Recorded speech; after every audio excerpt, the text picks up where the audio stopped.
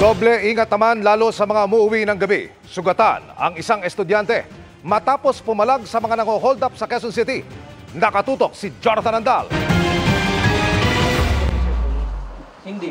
Sugat-sugat ang hita, braso, pati ang ulo ng 20 anyos na first-year college student na ito matapos labanan ang mga sospek na riding in tandem na nang-hold up umano sa kanya sa barangay Quirino 2B, Quezon City. Kwento niya, naglalakad siya pa uwi at ilang hakbang na lang ang layo sa bahay nang gulatin ng magkaangkas na hold-upper na nag-aabang raw sa likod ng nakaparadang van. Bigla pong bumaba yung angkas, tapos tinutukan po ako ng baril habang hawak ako sa kwelyo.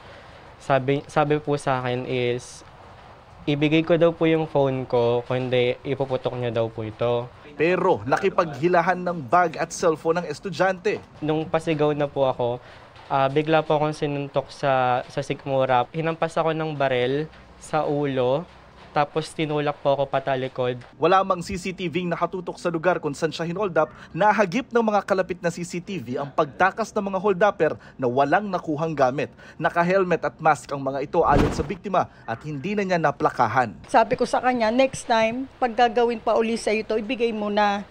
Tibali na yung cellphone, makakabili naman. Pero yung buhay mo, patay ka nga, tapos yung cellphone nandyan, anin ko yung cellphone mo. Iniimbestigahan na ng mga pulis ang motorsiklong ginamit ng magkaangkas na sospek. Nagkakandak na po tayo ng review sa mga CCTV footages. Naghahanap po tayo ng mga witness na maaaring makasaksi para po ma-identify po natin yung mga suspect. Para sa GMA Integrated News, Jonathan Andal, nakatutok, 24 oras.